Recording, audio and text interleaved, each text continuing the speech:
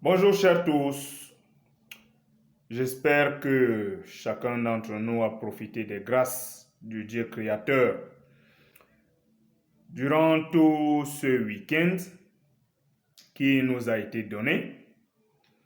Et ce n'est que du bonheur quand nous nous confions à notre créateur parce que nous commençons déjà à savoir qu'il y en a un qui se préoccupe de nous parce qu'il nous a créés et qui veut faire quelque chose de nous, déjà par rapport à cette création-ci, parce qu'il est dit que nous devons dominer sur la création. Comment donc dominer sur la création? C'est tout autre chose.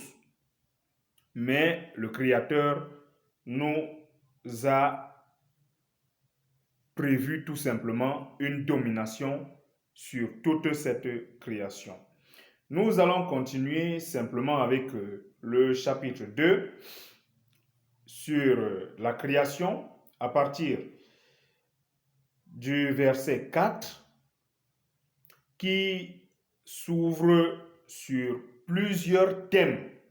Et nous irons thème par thème en fonction justement de l'évolution de la lecture et de l'étude biblique sur chacun des versets. Nous allons lire le verset 4 du chapitre 2 de la Genèse. Voici les origines des cieux et de la terre quand ils furent créés. Lorsque l'Éternel Dieu fit la terre et les cieux, aucun arbuste des champs n'était encore sur la terre et aucune herbe des champs ne germait encore. Car l'Éternel Dieu n'avait pas fait pleuvoir sur la terre et il n'y avait point d'homme pour cultiver le sol. Mais une vapeur s'éleva de la terre et arrosa toute la surface du sol. Nous pouvons voir exactement comment le Seigneur a fait pour créer les arbres. Il est dit tout simplement qu'une vapeur qui est tout simplement du liquide, de l'eau, mais en forme de vapeur, a fait germer la végétation du sol. Il est dit au verset 7, Dieu forma l'homme de la poussière de la terre. Il souffla dans ses narines un souffle de vie et l'homme devint une âme vivante. Dieu forma l'homme de la poussière de la terre. Il souffla dans ses narines un souffle de vie et l'homme devint une âme vivante. Voici la création de l'homme, pour ne pas dire la création physique.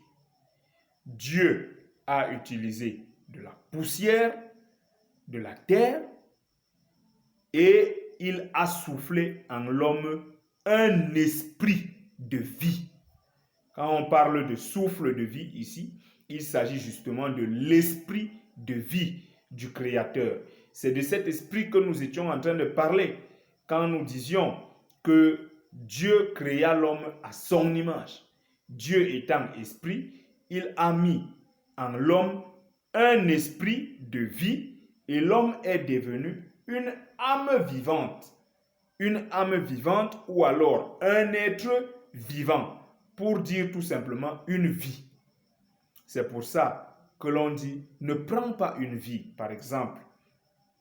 Ou alors, comment tu peux tout simplement ôter la vie de quelqu'un? On parle de la vie ou on parle de l'âme. Donc nous nous retrouvons ici en face de trois entités ou alors de trois éléments. La poussière de la terre, l'esprit de vie et qui donne tout simplement un être vivant. Cet être vivant est logé où? Voilà la question. Et c'est cela qui nous amène à l'enseignement qui va nous donner de déblayer cette fausse doctrine de l'immortalité de l'âme que beaucoup ont justement entendu et mis dans leur cœur. l'âme n'est pas immortelle. Voilà le véritable problème que nous avons. À l'église ou alors dans les religions et partout ailleurs, on nous a dit, non, c'est l'âme qui ira au paradis, c'est l'âme qui ceci, c'est l'âme qui cela. Il ne s'agit pas de cela, chers tous. Et la Bible, qui est notre fondement sacré, que le Créateur nous a donné, va vous démontrer clairement qu'il y a le corps, il y a l'esprit, et les deux forment une âme. Et cette âme-là meurt. Et nous allons tout simplement commencer par prendre les versets nécessaires pour que tu puisses comprendre exactement où l'âme se trouve ou ce que c'est même que l'âme. Pour cela, nous allons lire déjà le livre de la Genèse au chapitre 9 à partir du verset 4. À partir du verset 4, qu'est-ce que Dieu dit à l'homme? Dieu dit, seulement vous ne mangerez point de chair avec son âme, virgule, avec son sang. Le verset 4 du chapitre 9 de la Genèse. Quand Dieu autorise l'homme à manger déjà de la chair, il lui dit clairement, vous ne mangerez point de chair avec son âme, virgule, avec son sang. C'est-à-dire que on peut manger l'âme. Si on peut manger l'âme, ça veut dire que l'âme peut mourir. Je ne sais pas s'il y a, si on a besoin d'un calcul mental ou alors d'une autre logique ou d'une autre vérité. C'est aussi simple que ça. Il dit, vous ne mangerez pas la chair avec son âme, c'est-à-dire avec son sang. Et c'est aussi simple que ça quand nous allons relire. Nous allons également lire le livre de Lévitique au chapitre 10, au chapitre 17, pardon, à partir du verset 10. Dieu dit, si un homme de la maison d'Israël ou des étrangers qui séjournent au milieu d'eux mange du sang d'une espèce quelconque, je tournerai ma face contre celui qui mange le sang, et je le retrancherai du milieu de son peuple, car la vie de la chair est dans le sang. La vie de la chair est dans le sang. Je vous l'ai donné sur l'autel afin qu'il serve d'expiation pour vos âmes, car c'est par la vie que le sang fait l'expiation. Et il dit au verset 14, car la vie de toute chair, c'est son sang qui est en elle. C'est pourquoi j'ai dit aux enfants d'Israël, vous ne mangerez le sang d'aucune chair, car la vie de toute chair, c'est son sang. Quiconque en mangera sera retranché. La vie de toute chair, c'est son sang. C'est-à-dire l'âme de toute chair, c'est le sang qui est en l'homme. Il ne s'agit pas d'autre chose, chers tous. Il faut que tu comprennes aujourd'hui que quand on te dit que l'âme est immortelle et que quand Dieu te dise tu ne mangeras pas l'âme, le sang, tu dois comprendre clairement que l'âme n'est pas immortelle. Il est dit que c'est cette vie qui a été donnée là, dans la Genèse. Il dit que l'homme devint une âme vivante, c'est-à-dire une vie, tout simplement. L'homme vint en vie. Voilà ce que cela veut dire. La poussière et le souffle de vie ont donné un être vivant, c'est-à-dire une vie. Quand on dit il a détruit des vies ou il a exterminé des vies, c'est pour dire quoi? C'est pour tout simplement dire qu'il a exterminé des hommes, il a exterminé des personnes. Et c'est ce que Lévitique dit ici. Car la vie de la chair est dans le sang. Et il précise, car la vie de toute chair, c'est son sang. C'est son sang. Il ne dit pas que l'âme est dans le sang. Mais c'est ce sang-là qui est effectivement la vie. Et l'âme ici, c'est effectivement ce que tout le monde connaît. Quand on parle et que l'on dise que le centre ou alors le cœur d'une chose, c'est ceci ou c'est cela. On utilise également cette expression pour dire l'âme de cette machine, par exemple, c'est son moteur. Ou l'âme de cette voiture, c'est son moteur. Ou l'âme de telle chose, c'est pour dire le cœur. C'est-à-dire la pièce essentielle. Et la pièce essentielle de l'homme, c'est son sang. Il suffit tout simplement aujourd'hui que l'on égorge quelqu'un et qu'il y ait hémorragie. C'est fini. Il suffit que l'on ampute quelqu'un et que l'on n'essaye pas d'arrêter l'hémorragie qui s'ensuit. L'homme va mourir. Pourquoi? Parce qu'il a perdu son sang. C'est pour ça quand on parle par exemple d'anémie, on se rend compte que dès que le sang a disparu dans le corps, mais l'homme est en train de mourir. Et nous continuons sur ce thème justement où on nous a menti depuis des années, depuis des temps, mais vraiment anciens, où on nous dit que l'âme est immortelle. Cher, l'âme ne peut pas être immortelle. Et tu peux continuer de lire cela dans le livre des psaumes. Si tu vas dans le livre des psaumes, qu'est-ce que le psaume 16, par exemple, dit? Ça, c'est la prière de David. David dit dans le psaume 16, à partir, déjà, je ne prends que le verset 10 d'ailleurs, qui dit « Car tu ne livreras pas mon âme au séjour des morts. Tu ne permettras pas que ton bien-aimé voie la corruption. Tu ne livreras pas mon âme au séjour des morts. » Voilà ce que David est en train de prier. Voilà la prière de David à l'adresse de son Dieu. Il dit, tu ne livreras pas mon âme au séjour des morts. Ça veut dire que l'âme peut mourir. Si Dieu livrait l'âme de David à la mort, aussi simplement que ça, qu'est-ce qui devait advenir? Cette âme devait tout simplement se perdre. Et je peux également lire ça dans le livre de Job, au chapitre 33. Job, le chapitre 33, le verset 20, à partir du verset 20 jusqu'au verset 22, il dit, alors il prend en dégoût le pain, même les aliments les plus exquis. Sa chair se consume et disparaît. Ses os qu'on ne voyait pas sont mis à nu. Son âme s'approche de la fosse et sa vie des messagers de la mort. Je vois cela clairement maintenant, cher ami. Quand tu peux prendre ce passage de Job, il dit, son âme s'approche de la fosse.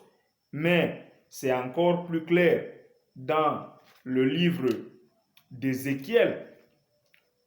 Dans le livre d'Ézéchiel au chapitre 18, le verset 4, c'est encore plus clair et plus simple. Voici, toutes les âmes sont à moi, l'âme du Fils comme l'âme du Père. L'une et l'autre sont à moi. L'âme qui pêche, c'est celle qui mourra. C'est-à-dire la vie ou l'être qui pêche, c'est cet être-là qui mourra. C'est aussi simple que cela, cher ami. Personne ne doit plus venir te dire que non, quand tu mourras, ton âme ira au ciel en attendant ceci ou en attendant cela. Il ne s'agit pas de cela. C'est aussi simple que ce que je suis en train de dire par la grâce de Dieu en m'appuyant sur la parole de Dieu qui ne change point. Notre Créateur est infiniment intelligent. Il n'a pas créé une entité là en disant c'est elle qui est immortelle. Ce qui est immortel, nous allons le voir aussi simplement par la suite. Mais l'âme n'est pas immortelle. Je peux encore le dire et le répéter que l'âme n'est pas immortelle. Chers tous, tu peux lire également dans le livre de Matthieu, au chapitre 10, le verset 28, également, il dit, ne craignez pas ceux qui tuent le corps et qui ne peuvent tuer l'âme, mais craignez plutôt celui qui peut faire périr l'âme et le corps dans la géhenne. Qui peut faire périr l'âme et le corps. C'est aussi simple que cela. Il peut faire périr l'âme. Et Jésus continuera à le dire. Toujours dans Matthieu, au chapitre 16, le verset 26, il dit, « Et que servirait-il à un homme de gagner tout le monde s'il perdait son âme ?» S'il perdait son âme, c'est-à-dire sa vie. Sa vie. C'est de cela qu'il s'agit ici. Je peux donc comprendre aujourd'hui que l'âme n'est pas immortelle. Alors, du tout, l'âme n'est pas immortelle. Ce qui est immortel, c'est ce qui est écrit, par exemple, dans Ecclésiaste, au chapitre 12, à partir du verset 8 au verset 9. Nous allons voir ce qui est tout simplement immortel. Avant que le cordon d'argent se détache, que le vase d'or se brise, que le seau se rompe sur la source et que la roue se casse sur la citerne, avant que la poussière retourne à la terre comme elle y était et que l'esprit retourne à Dieu qui l'a donné. C'est l'esprit, notre esprit, qui retourne au Créateur qui a donné cet esprit, exactement comme tu viens de voir tout à l'heure là, que Dieu nous a donné un esprit de vie. Et c'est cet esprit de vie qui est devenu une âme vivante en constitution avec la poussière. C'est-à-dire poussière plus esprit de vie, cela a donné un être qui marche sur la terre. Et quand justement Dieu veut déjà rappeler cet homme-là, c'est-à-dire cet esprit qu'il a donné, le corps va tout simplement se briser. Le corps va retourner à la terre parce que c'est la poussière, mais l'esprit seul retourne au Créateur. Le sang ne peut pas retourner au Créateur. C'est pour ça que le sang se gâte. Le sang se gâte. Aussi simplement que cela. Mais quand tu te blesses là et que le sang coule, est-ce qu'on peut encore prendre le sang qui vient de s'écouler et remettre en toi? Même pas du tout. Sinon, quand on parle de banque de sang, pourquoi? Parce qu'on conserve ce sang. On ne pourrait pas le laisser comme ça à l'air libre. Il va tout simplement se gâter. Il va tout simplement se gâter. Donc, mon cher, je voudrais que tu comprennes ce soir que Dieu a créé l'homme à partir de la poussière du sol et lui a donné un esprit de vie et nous sommes des hommes qui vivons sur la terre. Chacun de nous constitue une vie.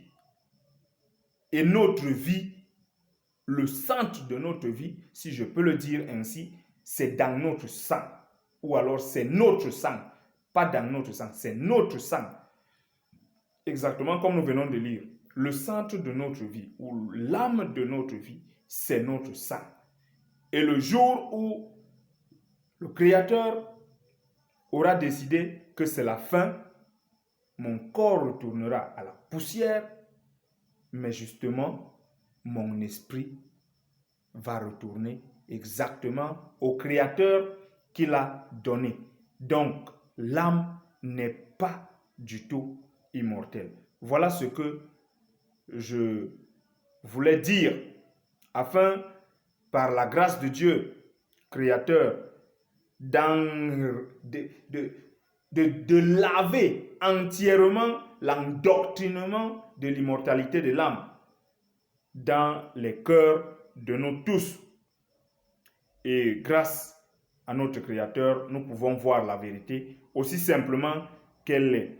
Et nous pouvons continuer tout simplement à lire Le verset 8 dit, « Puis l'Éternel planta un jardin en Éden, du côté de l'Orient, et il y mit l'homme qu'il avait formé. L'Éternel Dieu fit pousser du sol des arbres de toute espèce, agréables à voir et bons à manger, et l'arbre de la vie au milieu du jardin, et l'arbre de la connaissance du bien et du mal. » Je peux déjà commencer à noter qu'à partir justement du verset 4, on a commencé à parler de l'Éternel Dieu. L'Éternel Dieu ici, qui signifie tout simplement celui qui est, qui était et qui sera. Il est éternel. Voilà pourquoi maintenant nous sommes en train de parler de l'Éternel. Et qu'est-ce qu'il a fait? Après avoir créé l'homme, il a dit qu'il planta un jardin en Éden. Éden signifie délice en hébreu. Éden signifie délice. Donc, le jardin que l'Éternel a planté, c'était dans un pays de délices. C'était un pays de délices. Uniquement un pays de délices. Ce n'était pas juste un petit jardin potager comme les gens pourraient croire. Non, il s'agissait d'un vaste pays rempli de délices où l'homme pouvait tout simplement vivre simplement, et il a fait pousser du sol des arbres de toute espèce, agréables à voir et bons à manger. Et maintenant, au verset 9, après avoir fait pousser du sol des arbres de toute espèce, agréables à voir et bons à manger, il est écrit, et l'arbre de la vie au milieu du jardin, et l'arbre de la connaissance du bien et du mal. Voilà ce qui est dit de ces arbres. Il faut que je comprenne qu'il n'est pas dit qu'il a fait pousser ces arbres au milieu du jardin, mais il est dit tout simplement que ces arbres sont situés au milieu du jardin. L'arbre de la vie et l'arbre de la connaissance du bien et du mal. Et je voudrais attirer ton attention sur ce que c'est que l'arbre. Il y a les arbres qui devaient être mangés, qui devaient être consommés, qui étaient bons à voir, bons à manger. Mais quand on parle de ces deux arbres-là, le Seigneur ne met pas bon à manger ou alors justement à consommer. C'est deux arbres au milieu du jardin. Et cet arbre de vie, c'est quoi? Ou alors c'est qui? C'est là où nous allons commencer à voir ce que beaucoup n'ont pas vu jusqu'ici. Je voudrais que tu comprennes que quand on parle d'arbre, un arbre peut être un symbole d'homme, comme nous pouvons le lire. Par exemple, dans le livre de Daniel, au chapitre 4, par exemple, à partir du verset 10 au verset 17, nous voyons, « Voici les visions de mon esprit. Pendant que j'étais sur ma couche, je regardais, et voici, il y avait au milieu de la terre un arbre d'une grande hauteur. Cet arbre était devenu grand et fort, sa cime s'élevait jusqu'aux cieux, et on le voyait des extrémités de toute la terre. » Alors, dans les visions qui se présentaient à mon esprit pendant mon sommeil, je regardais, et voici, un de ceux qui veillent et qui sont saints descendit des cieux. Il cria avec force et parla ainsi. Abattez l'arbre et coupez ses branches, secouez le feuillage et dispersez les fruits. Que les bêtes fuient de dessous et les oiseaux du milieu de ses branches.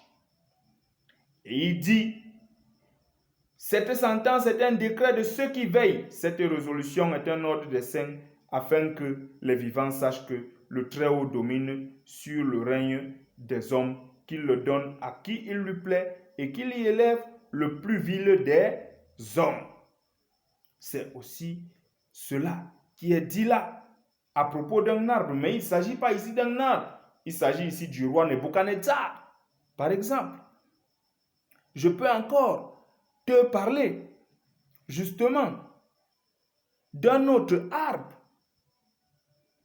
Je pourrais te parler de pleinement d'arbres qui se retrouvent un peu partout. On parle, par exemple, dans Proverbe, au chapitre 1, de l'arbre. Mais cet arbre-là, justement, on te dit que c'est l'arbre de la sagesse. Si tu lis Proverbe au chapitre 1, le verset 20, il dit, la sagesse crie dans les rues, elle élève sa voix dans les places. Elle crie à l'entrée des lieux bruyants, aux portes, dans la ville, elle fait entendre ses paroles. Mais justement, quand on te parle encore de cette autre sagesse, au chapitre 3, à partir du verset 13, on te dit, heureux l'homme qui a trouvé la sagesse. Et au verset 18, on te dit, la sagesse est un arbre de vie pour ceux qui la saisissent. Et ceux qui la possèdent sont heureux. Mais cette sagesse-là, est-ce juste une chose ou est-ce une personne? Tu iras dans le livre de Proverbes au chapitre 8, à partir du verset 22, qui te dit, l'Éternel m'a acquise au commencement de ses voies, avant ses œuvres les plus anciennes. J'ai été établi depuis l'éternité, dès le commencement, avant l'origine de la terre. Je fus enfanté quand il n'y avait point d'abîme, point de source chargée d'eau. C'est toujours de cette sagesse qu'il s'agit. Et c'est quand tu peux regarder cette sagesse, qui est l'arbre de vie du jardin d'Éden, tu te rends compte qu'il s'agit tout simplement de Jésus. Tu te rends compte qu'il s'agit tout simplement de Jésus. Symbolisé. Et c'est la même chose qui se fait quand on parle de l'arbre de la connaissance du bien et du mal. Ce sont des symboles, cher ami. Ce sont des symboles précis. Il ne s'agit pas d'un arbre tout simplement, mais ces arbres-là qui sont là dans le jardin d'Éden symbolisent quelque chose de plus concret. L'arbre de vie, par exemple, qui symbolise Jésus ici, peut fort bien être un arbre qui se verrait physiquement, mais non, il s'agit d'un symbole. C'est pour ça également que l'arbre de la connaissance du bien et du mal est un autre symbole. Je voudrais que tu gardes cela à l'esprit pour que quand la vérité germera prochainement sur un autre thème en rapport avec ces arbres, que tu puisses mieux être édifié, que tu puisses mieux comprendre. J'ai préféré te donner les références sur la façon dont Dieu peut comparer l'homme à un arbre, pour que tu vois clairement de quoi il s'agit quand on parle par exemple de la sagesse qui est Jésus et on te dit c'est l'arbre un arbre de vie. Par exemple, que l'on te parle toujours dans Ézéchiel au chapitre 31, le verset 2 et le verset 3. Là également, on va tout simplement te parler d'un arbre, d'un homme, mais qui est comparé à un arbre. Nous allons continuer demain en parlant justement de la situation du jardin d'Éden. Où est-ce que le jardin d'Éden était situé sur le plan géographique? C'est comme ça que nous allons nous libérer peu à peu de beaucoup de doctrines et de beaucoup de dogmes. Mais je veux déjà que tu comprennes par la grâce de Dieu ici ce que c'est que l'arbre de vie au milieu du jardin et l'arbre de la connaissance du bien et du mal. Nous y reviendrons en plus de détails. Que ta journée soit bénie par le Saint Créateur